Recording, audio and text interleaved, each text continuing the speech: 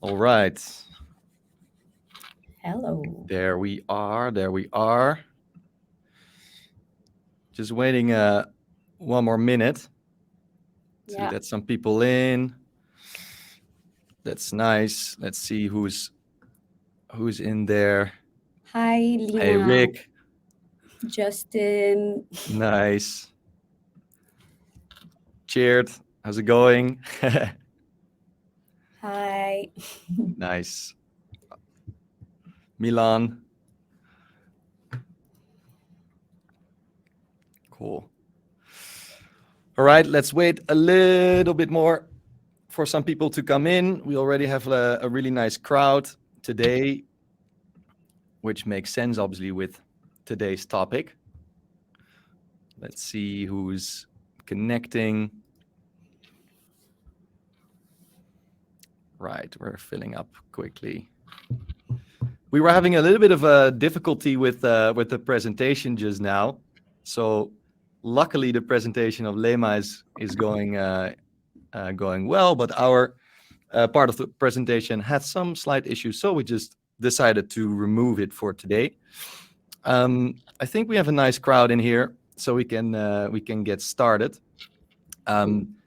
Today's topic of the growth webinar, setting up a brand-led marketing engine on a tight budget.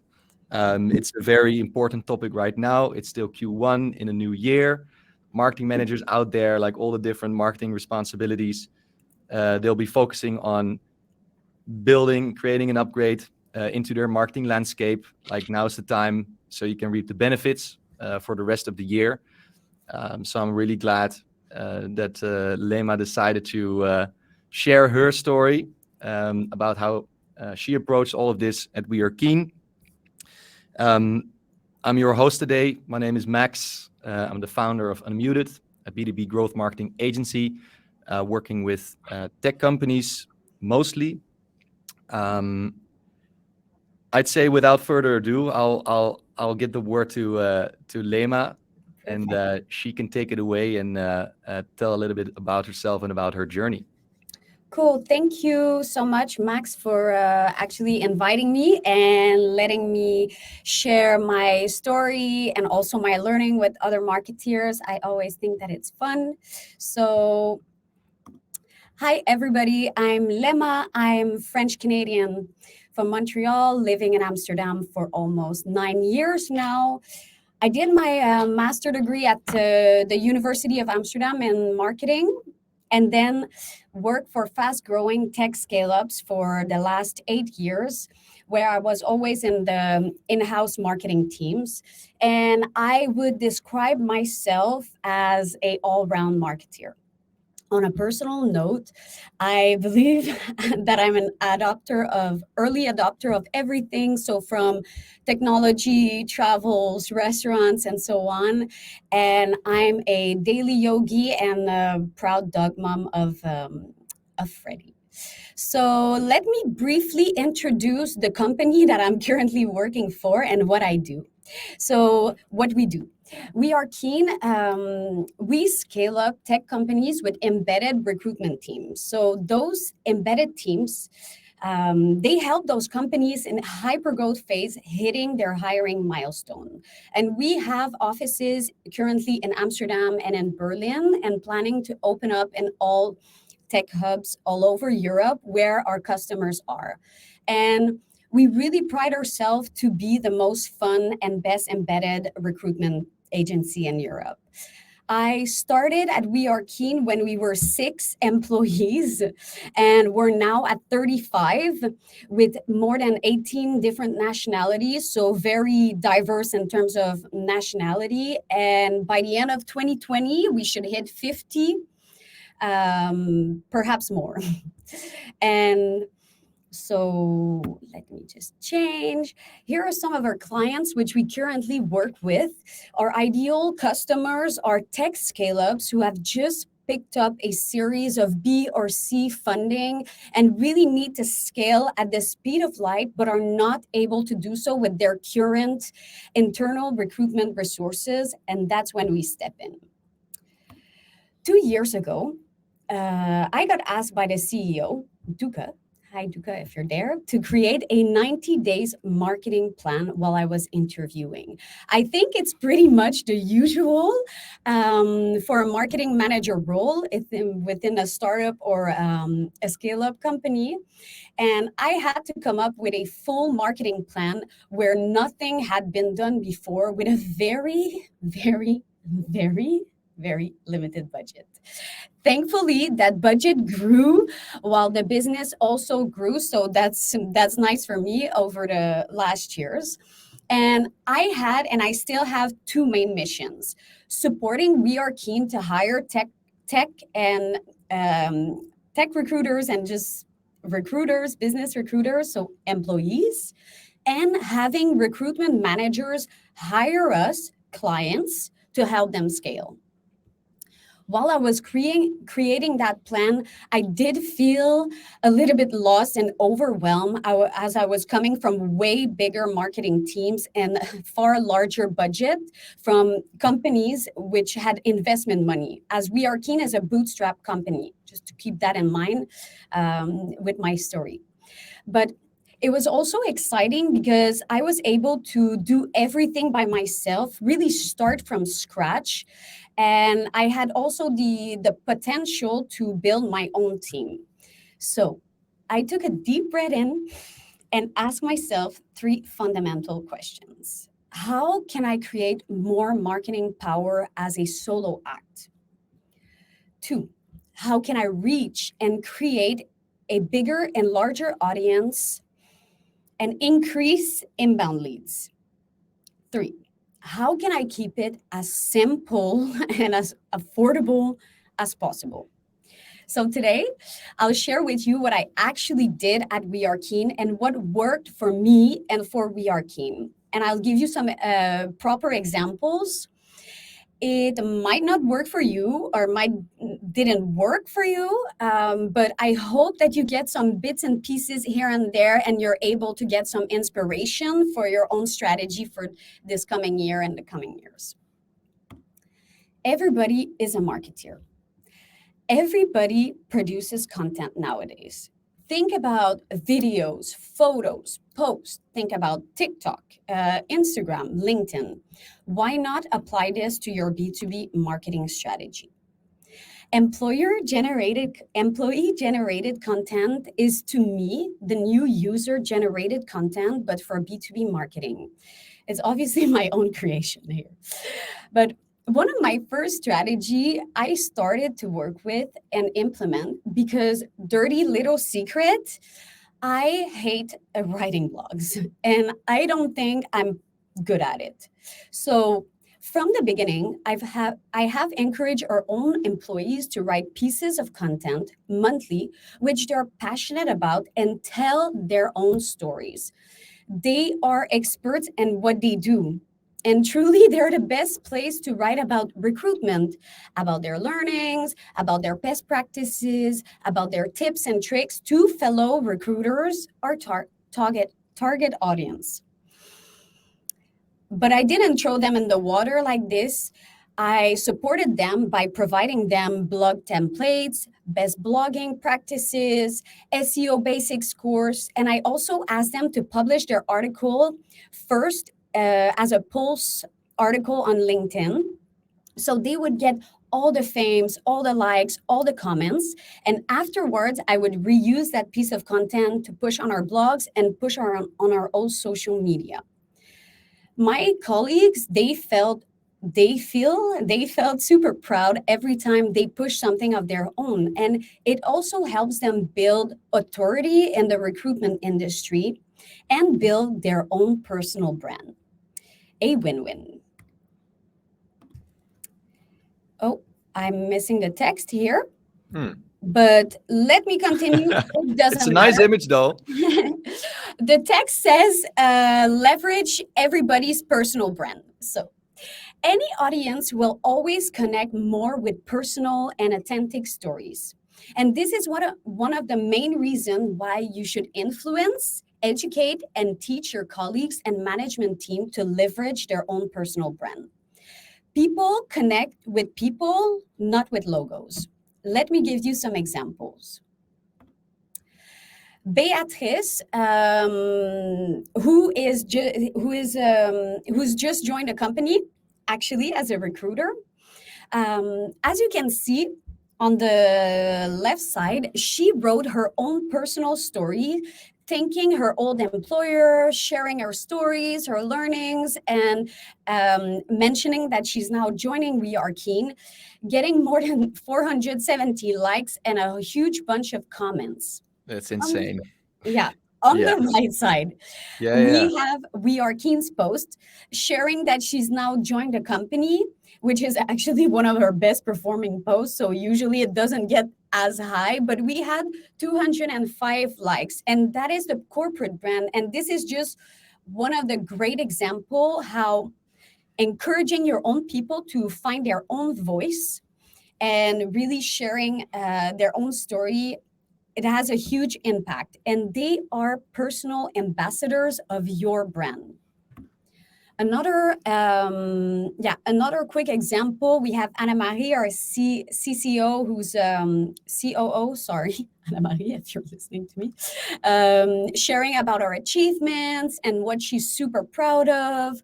On the right side, Dan Early sharing about his own personal story. He's an embedded recruiter at Backbase, and since the beginning, he's coming from Brazil, and he really made the whole move to Amsterdam to join our company. And he's really being active on LinkedIn, sharing about his whole journey, about moving to the Netherlands and also joining us. So these are great examples of personal brand. So our branding has been a huge driver in our success. We use our own people. We like big photos, big portraits. We are in the people's business. Stock photos are dead to me. And we use our own employees as models. So every single pictures that you see on our website, on our social media, it's our people. It's low cost, it's fun, it's highly effective. And we use our own people, and it really deeply connects with our brand values, which is being fun, being young, being urban, being bold. But it's also like if I see your brand out there quite frequently actually, and you always see these nice images, people having a good time. Maybe you're like even on a holiday or out and having fun. So it really represents that company DNA, which you would never achieve with stock photos. Definitely. And I also think it really engages our own employees to after that share our post on social media. And so basically how it goes is that about every 1 year and a half and 2 years, I organize a full day with our photographer, which we always use for portraits and those shoots. And we make it a super fun day. We always have a part in a coffee shop, and another part in front of graffitis or outside, like at the Eye Museum or NDSM with the graffitis. And I end up with about 300 pictures, which I can use all over social media and also renew and refresh our website images.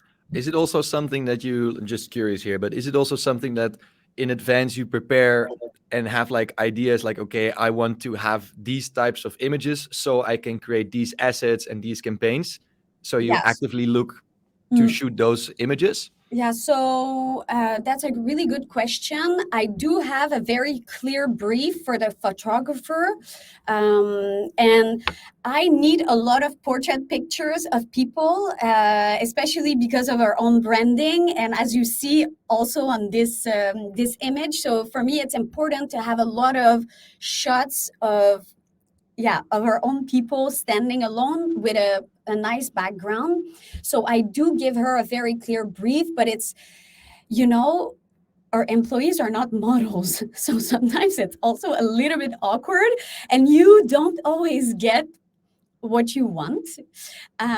So that's also very interesting to after that just play around with what you get and some situation and funny pictures. Yeah, but I do before some location scouts myself, and I make sure that I tell the photographer like, okay, we're gonna go to this place in NDSM, to this cafe, because we have a lot of picture now with Ivor, and the 2 years before we had a public space. So I really make sure that the environment represents us. It has like a lot of plants. It's super urban. Um, Yeah, it really makes. It reminds me of this. I think there's this quote of this like English football club, and they say like it took them 10 years to grow their social media following to 1 million, and it took one of their football players only 1 year to grow to 1 million, because obviously yeah. people follow people and not companies, and especially if you use those faces of your employees in an employee business model, it makes all the sense. But I guess it would make sense in almost any business. Yeah, definitely. And I also do think for me a part of social media and my learnings is that those photos who are super authentic, like for example, just me snapping a picture of my colleagues at the office, will work best than actually those photos that are a bit more glossy. Yeah, So I think that's something that some marketeers, they always want to share this perfect picture, or something edited with the branding. No, do a mix, like do yeah, some glossy pictures, and also do those authentic photos of the office. Like yeah. people and potential employees, they want to know what is actually happening. They Yeah. want to make sure that it's real what they're joining. And I always love the companies that have like on their careers page, they have like iPhone pictures of when they took like a Polaroid picture of like a oh team yeah. team drinks or something like Mhm. it doesn't get more authentic like than that, I guess. Yeah, and the parties, like the Yeah. pictures at the parties. Yeah, yeah, We have those at the office, but it's yeah. not on our social. But we always do have the Polaroids. And Lina, who's in the audience, she's always the one taking them. So took them. Nice. Yeah, Cool. cool. I continue. Yes. Let's talk content now. I already did, but let's go a little bit deeper. Stop selling, start helping your audience, and leads will follow. This is the motto that I always use. Before going into your content strategy and producing lengthy and time consuming pieces of content, which maybe nobody will read, make sure those points are super clear. Your personas, who are they? What are their challenges, their pain points? What do they give a shit about? And is this content fun, simple, easy to read? And what is the best format for that audience? Don't make assumptions. Really test and learn, and also ask. So is it videos? Is it webinars? Is it ebooks? I really think you need to figure this out, because perhaps you have an idea in your head, it's blogging, actually it's not. So that's really something to play around with. And some tips: really, you don't have to always produce new things. So reuse, repurpose old content. For example, I've just used a 2 years old blog, which is 5 tips for recruiters to relocate in Amsterdam. And I just repurposed it into a TikTok and Instagram reel videos, and driving again content to this blog. This is massive. Yeah. Yeah. I really agree on this one. And give yourself some a realistic objective as a marketeer, and especially if you are alone. So not more than one blog or one event a month. You still have so much other things to do, especially if you're alone. And I do think that sometimes you want to please and you want to tell, oh yeah, I'm gonna do this once a month. Actually, it's not realistic, and it's very important to manage other people's expectations. And my most important tip: gate everything you can to gather leads. Webinars, webinars on demands, ebooks, infographics. Just always think, is this good enough so I can gate it? And I think that's one of the success of WeAreKeen, because that's what I've been doing for the last 2 years. Well, this opens up a very interesting discussion, maybe later in the Q&A, because I know there's this huge trend going on where everybody's like ungate as much as possible, Mm. like give away for free as much as possible. I think gating content definitely makes sense, but it's something that you need to balance well. And indeed, like you mentioned, like if the quality is super high, definitely you can Mhm. consider gating. If it's more like top of the funnel, like some small tips in a blog, then it's probably better to leave it online and open. Definitely. Like, Yeah. I'm not talking about blogs here, No, no, no. but videos and webinars, things that you've put a lot of effort in and that actually is Yes. bringing so much values. It's super important. And it's also like a great, anyway, I'll get into that Yeah, later, makes but sense. I totally agree with you. I'm not telling you like gate everything, gate a blog, gate Gate a, the website. yeah, no. That's not what I'm saying. But yeah, after setting up this whole content strategy that I just talked about, I realized that elephants talk with elephants. So our recruiters are interested to learn from other recruiters and they talk to each other. So we've partnered up with industry leaders and leaders influencers. We created a recruitment based community based on learning and sharing.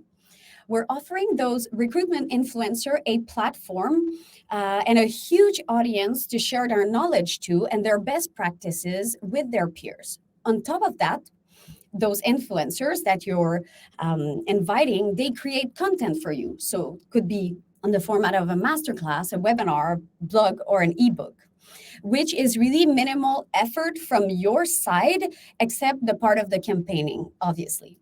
I really think it's a win-win combo. Let me give you two examples. So the first one is this one, the webinar Yep. that I'm What talking we're to. doing, we're doing is right now as we speak. That's great. Great You're the strategy. influencer, Lema. Yeah. I wouldn't call myself an influencer, but somebody that is um, quite vocal online. And my second example are the Keen webinars that we launched at the beginning of the first lockdown when most of the recruiters were laid off. It was an instant success for us because of the following factors. So, because of the speakers that we asked and their experience, because of the brands that they're working at. So, think about Molly, Miro, Amazon, Adyen, just to name a few. And the fact that the content was not about us, but it was only about them and what they're passionate about in recruitment and what they actually know. And you'll automatically see the difference between a webinar about your own company and the webinar with somebody else sharing their story, and that is the key. And this brings me back to stop selling, start helping other people. And in for each webinars, we've had in between 150 and 300 signups for each webinar, and that really allowed us to build a huge mailing list. Are newsletters dead? I don't think so. It's not sexy, um, but it works as long as your timing is right and that your content is on point. I think it's really the best way to stay on top of mind of your community. And I do feel like a lot of marketeers are forgetting about this, but I really think it's such a great way to stand out and build consistency. You'll become this regular thing in people's inbox that they're waiting for every Wednesday morning, for example, and they want your tips and tricks. At WeAreKeen, we launched the Keen Monthly Wrap Up. It's a monthly newsletter, which I would love to transform in a bi-monthly. And that newsletter combines articles, podcasts, links, documents to all other great pieces of content produced by other companies and a few from ours. So you don't have to actually produce content to create a newsletter. You can make it an inspiring newsletter and linking to other companies, other people. They also know better than you, and I think that's a great mindset to have, that you're not the smartest and you don't know everything. Other people, other companies, they also do. It's simple and very low cost. Think big, start small, scale fast. My partner's favorite business sentence. Hi, Luc, if you're listening.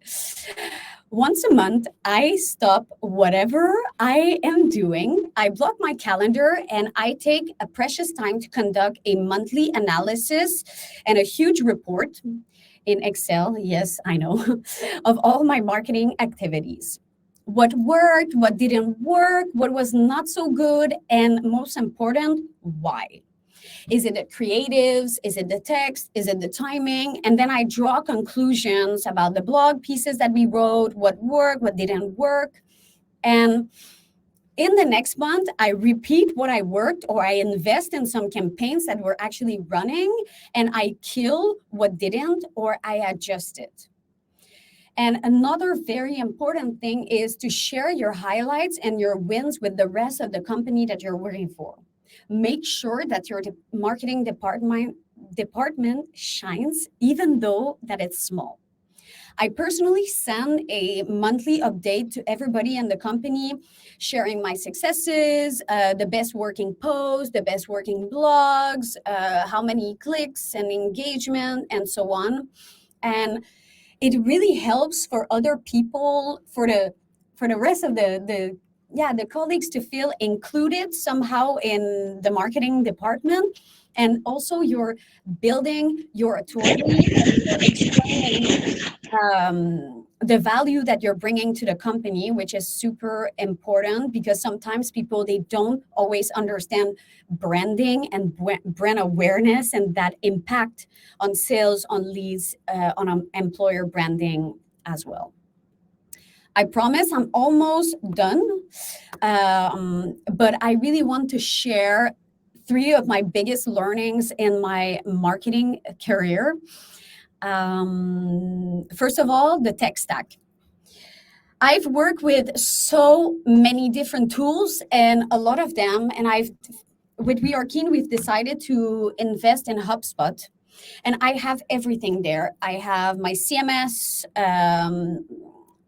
CRM, marketing automation, ads, emails, and so on. And it's so simple, and I'm saving so much time. It's really worth it for me as a standalone marketer, because I can do everything myself and I don't have to ask the support of anybody else or a designer or a webmaster.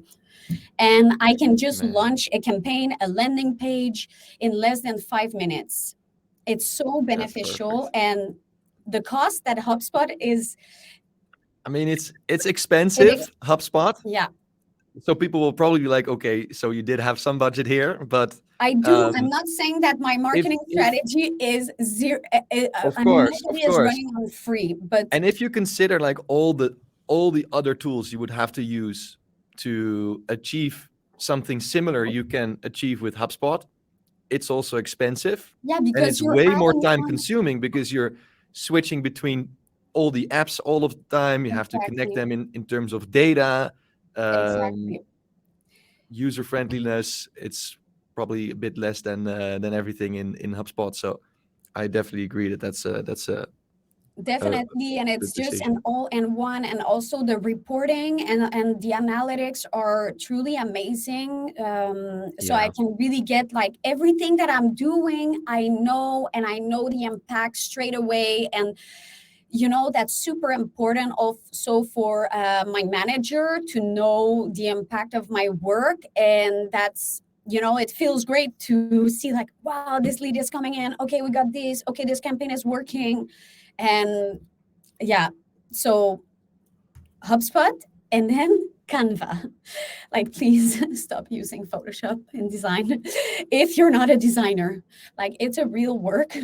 And I what I did is that I asked designers to create templates into our Canva account so I can use those super easily, have great creative assets, and I save time, I save money. Um, yeah, another great tip, if you're not doing it yet, please consider this. Partners. I wrote get outside Amsterdam. So I've noticed something that sometimes you want to pay like a huge creative agency for branding. They're located in Amsterdam. They're hip and happening, and they cost 60,000 euro for a project. Um, yeah. Also, you can get out of Amsterdam. Check other cities, Utrecht, Enschede. Like they are cheaper there, and it's real. Um, I'm That's a working with really good tip. sorry but it's not about you, it's more about like branding agencies, tech partners. um yeah, so I'm working with QX Techs, which is our HubSpot partner, and the ones who did the branding, and they're located in Enschede. And I'm, now with the digital world and the fact that we do everything online, it doesn't matter where you are, truly doesn't matter. Perhaps it could be from another country, but I still like the fact that we really understand well each other. Third Makes sense. point, freelancers. Find people that are specialized in what they do and can support you where you're not your best, and where you lack expertise, or that things that you don't like. For example, my personal example, I don't like blog writing and lengthy pieces of blog. It takes me so much time and energy, and I will procrastinate, I will push back. I found this amazing copywriter, Lindsay Prunk, and she works so fast. Well, she understands us. It pays off. The money that I'm paying her, it's worth it. That's And a dream. that's also for digital marketing or performance marketing. If you're not good at it or you don't understand it, also ask freelancers. And the same for graphic designers. Yeah, ask those people. So one thing is, you're a marketeer, you cannot be everything, and that's also something to explain to your managers. You're a marketeer, you're not a graphic designer, so let a professional graphic designer uh, create things in Photoshop or InDesign or motion design if you need it, and templates and Canva, which after you can just edit the content and do minimal things. Of course. And my last thing would say, like, overall, in all your marketing actions, stay authentic in what you do. It really pays off, especially on social media. And this is my last slide. It's just a little recap of what I've discussed now. So yeah, I think that's it. You guys So can read. before people think that this is the end of the session, we still have Yeah. a nice Q&A part Yeah. coming up. Obviously the Oh, I don't hear you. Oh yeah, there it's switching between microphones. The recording will be available after the session. At some point, we will share it. I don't know, probably in our community, the Experiments Club, for which you can sign up. I think there's a link in the chat. But for now, first of all, Laima, thanks for sharing your story. I think there's some incredible tips in there. I really also like the part with social selling and using your team to post on LinkedIn and build a personal brand. I think that's still very much low-hanging fruit, and definitely something any company with a tight budget should be doing right now, because it's it only takes some time. So I really like that part. Couldn't agree more. There were a lot of questions. Yeah, I see a lot of. During your, so Sorry, maybe I'm like, looking at the questions yeah, now. So, oh my God, and I just, wait. I would just want to say one thing. Like, thank yeah, you everybody, like, for joining and listening to me. Like, please, I'd love if you guys, after, like, connect with me on LinkedIn, share your feedback, asking me questions. I really love to be able to interact with other marketeers, as sometimes it gets lonely. Yeah. Nice. Good shout out. All right, I've opened the questions section. I'm gonna walk through a couple of them. Maybe you can answer, Yeah. Laima, and maybe I can also chip in here and there. Yeah. I think the first question, it got a lot of upvotes from Milan. He asked what the very limited budget was you spoke of earlier in the conversation. Maybe a difficult question to answer, but maybe more like in the range. Okay, so the budget I had at the beginning, literally like zero money. The only thing I had was I had a HubSpot account. I had a HubSpot technology. That was the only budget I had. And then Like, and maybe not even 20K for the year. For the year, okay. I barely had nothing. Really, I'm telling you, and every time I wanted to like do something, I had to have a whole negotiation, and it was also, for example, if we wanted new sweaters, it was more driven by the CEO like desire than my desire, because I didn't really see like the benefit of investing in t-shirts or sweaters, for example. While for me, I was like, no, I want to do campaigns, I want to do this. And we also work with people that were quite cheap. For example, the photographer, I cannot speak anymore. The photographer is a friend. She does an amazing work, but she's not charging us 10K for the day. So, you have to get creative, get outside the box. But I also believe in paying people fairly, and yeah. So that's like brings me also to a question I added to the question section. Like how do you convince management to give you more budget? Like obviously you don't have a lot of budget, so every time you have to ask, what do you do to convince management? Great question. I would say determination and persistent, and that's, I would think, two of qualities that I have. I never take no for an answer, and I always try to get around. And really, the importance here is that you need to show them the value that they will get. The more investment you do in marketing, the more leads you will get. Having a proper website with proper workflows, with a proper contact form, with a proper branding will get you leads in. Like right now, the fact that we invested, that we did the rebranding, we switched the website from Drupal to HubSpot. It allows us to have so many leads that we can't even keep up. And I think you also need to have a little bit of faith from management, or have at least like one person who has your back in those discussions, because at the end of the day, if they're also not really willing to have this discussion with you and are open, perhaps that's not the right place to work, because there's limits into these discussions, and it has to go both ways, definitely. Makes sense. I'll remove the presentation from here. Okay. All right. Can I check? There's of course. somebody saying, Sanda, you said influencer. Do they charge a lot? No, we don't pay them. They are not. I call them influencers. So I'm not talking about creating a post here on Instagram. I'm talking about, for example, me giving this presentation today. Yeah, Max didn't pay me. I wanted to do it. It's also for my own personal brand. And you just create a podium, right?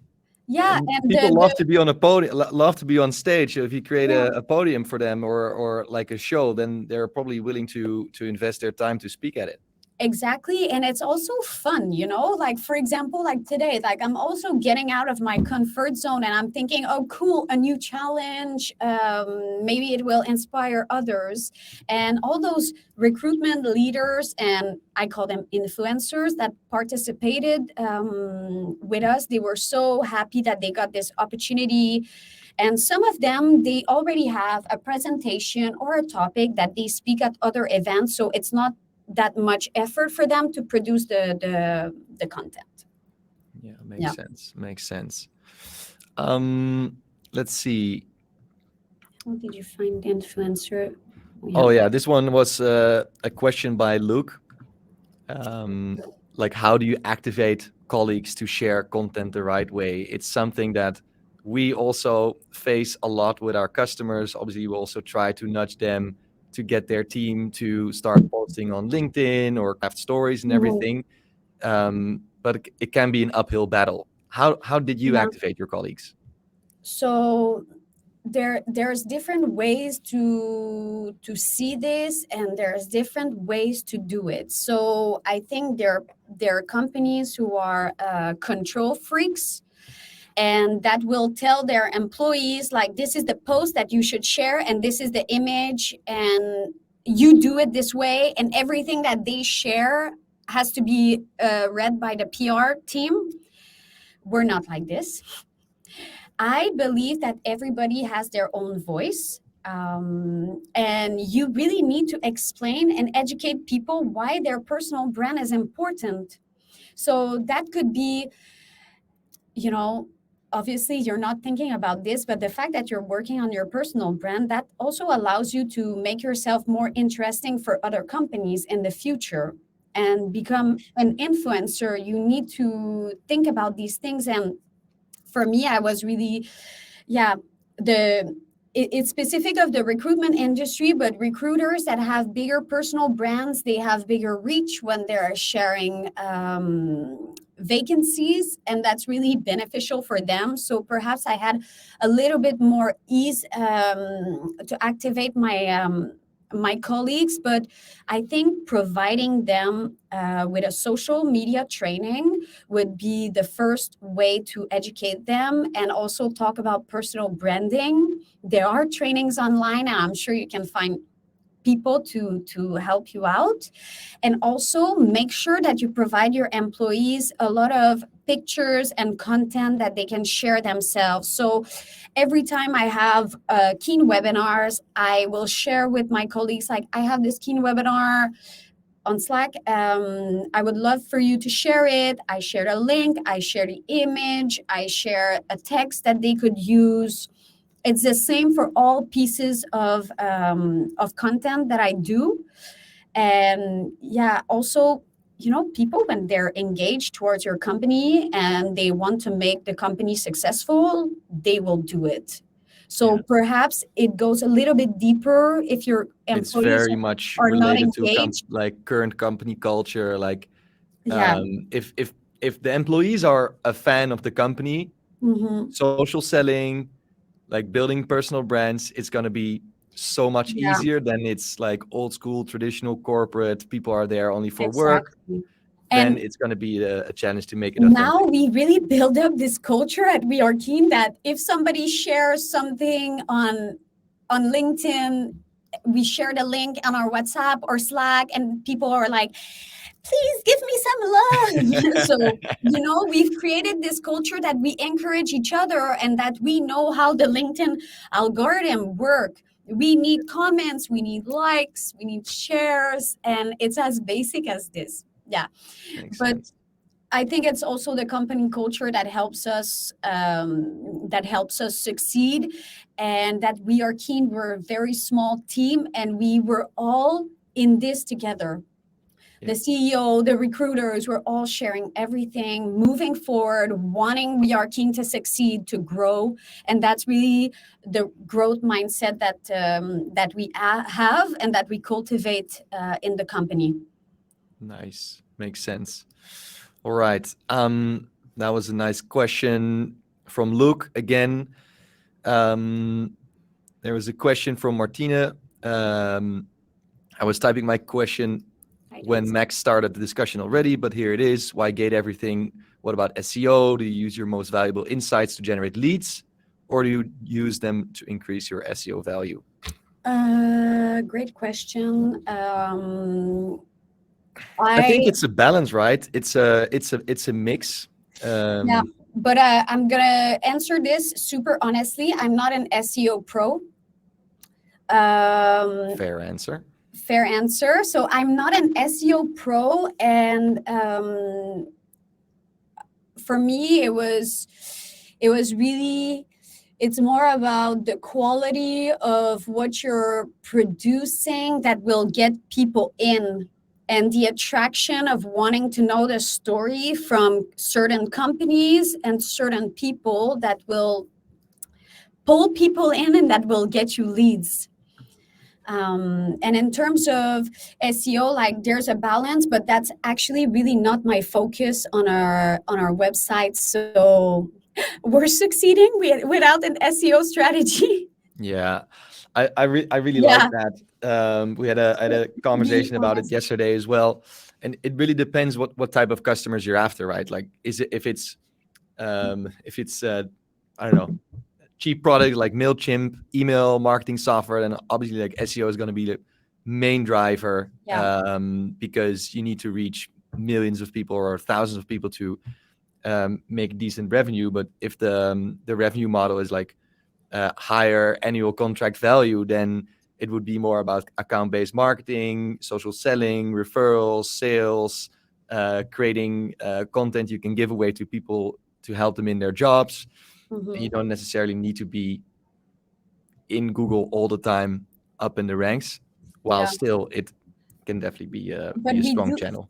Like we do some Google advertising, obviously, but I'm not also amazed by the results, and we will actually start working with a performance marketer about this, because as I say, that's not my specialty. And in my presentation I also said, when you're not the best at something or you don't know, ask other people who are better than you. Makes sense. Yeah, let's scroll through some of the questions in here. Let's see. There's so many questions. Yeah, Okay. it's Very we got a limited nice crowd budget. today, nice engaged. Oh, I think this is a very interesting one, actually, from Sanda. Leverage everybody's personal brand. What are your tips for managing, coordinating consistency in brand message, particularly when people or stakeholders have no idea about brand? I think this is a really good question. One thing is to get people to start like posting on social media and liking the fact to share updates and everything. But the second is that the narrative should be in line with your brand and positioning. How do you see that? So, that's a great question. So first of all, few things that I'm doing. Every new employees, they receive the brand book. Our brand book is super extensive about our whole story, our mission, our vision, our values. They also get an employee handbook with super in-depth information about the company. And for us, we really hire people on DNA culture.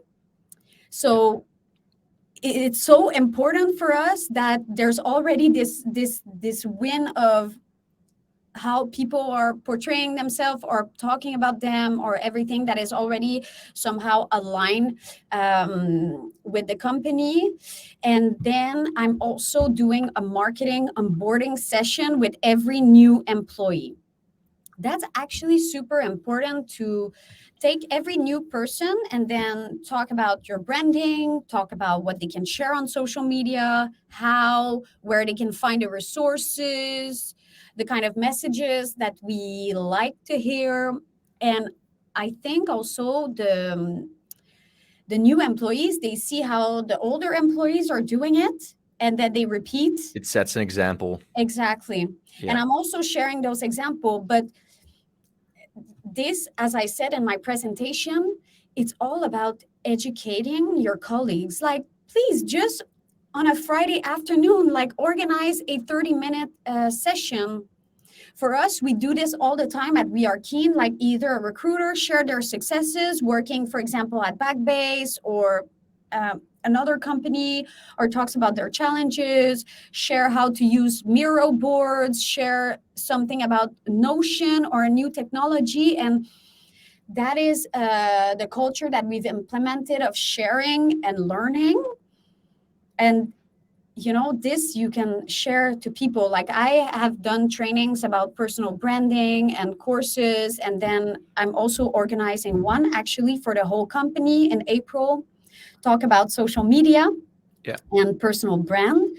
So please do the same if you feel like people really have no clue, and that it could benefit them, because as I said, it sounds really silly, but people don't know, for example, that a photo with tagging people in on LinkedIn will give you more engagement, and putting the link here and there and those hashtags. So they're not social media marketers like you.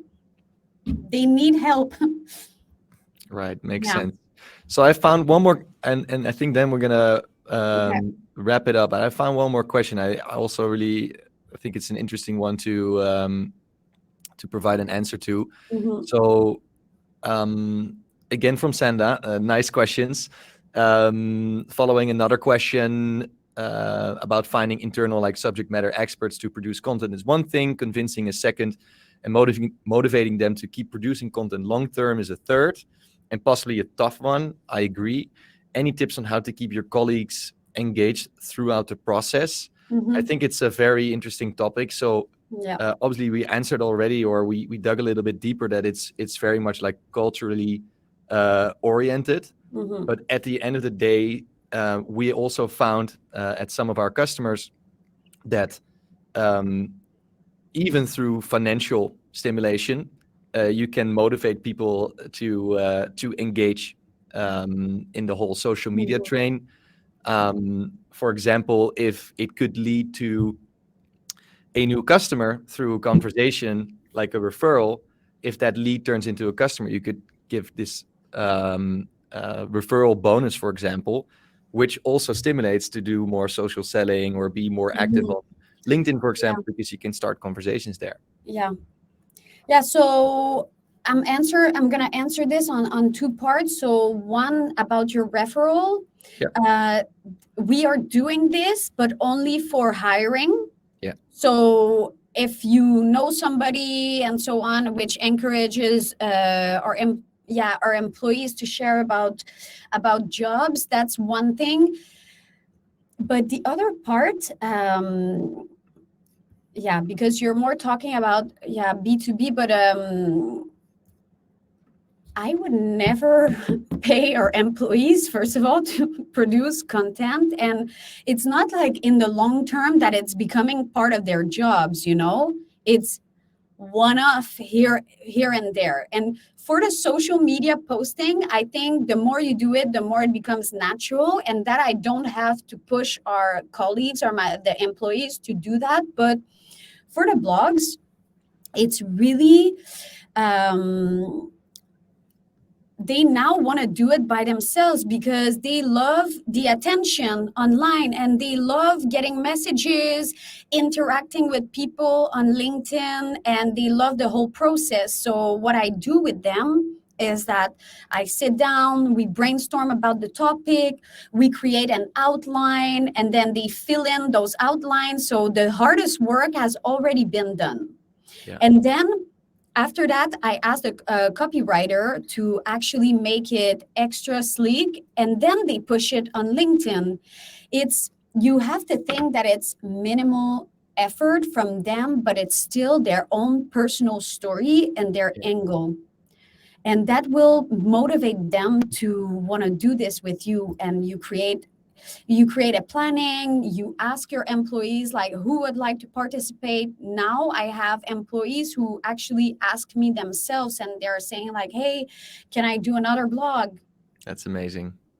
So I don't see this as a burden. Like a lot of people want to want to, yeah, use their voice. Yeah. And you are giving them the opportunity and you are supporting them with brainstorming, outlining, templates, and So you just do a lot of, like, from a marketing point of, like, as a marketer, you're doing quite a lot of work to make it as easy for them to participate in, exactly. but you also try to open their eyes and show them, like, if you are going to participate in this, you will build a personal brand, and that will help you for the rest of your career, even if you leave WeAreKeen at some point. Yeah, exactly. Makes total sense. I think there's some more, like, unanswered questions, but I want to work towards ending the show for Yeah. today, because it was supposed to be 45 minutes and we're already 55 minutes in. It's still really nice to see that there's 40 people in the session left. So they're like the most Yeah, engaged thank you, people of the everybody. session. Again, like, make sure to connect with Laima on LinkedIn. Also, please connect with me. Follow the LinkedIn pages of WeAreKeen and of Unmuted. See what's going on. You can also find the Experiments Club, the community that's brought this webinar to you, on our website, unmuted.com/the Experiments Club. You can sign up there. We have a private Slack group with, I think, 100 people in there right now. People working in B2B, people working in tech. Questions about marketing, sales, and everything will be answered. So if you had a question asked in the chat and we didn't answer it yet, you can ask it again in the Slack group, and we'll make sure to get back to you with a straight answer. Cool. Have a great day. Hope Thank you learned you. something, and see you next time. Thanks. Thanks, everybody.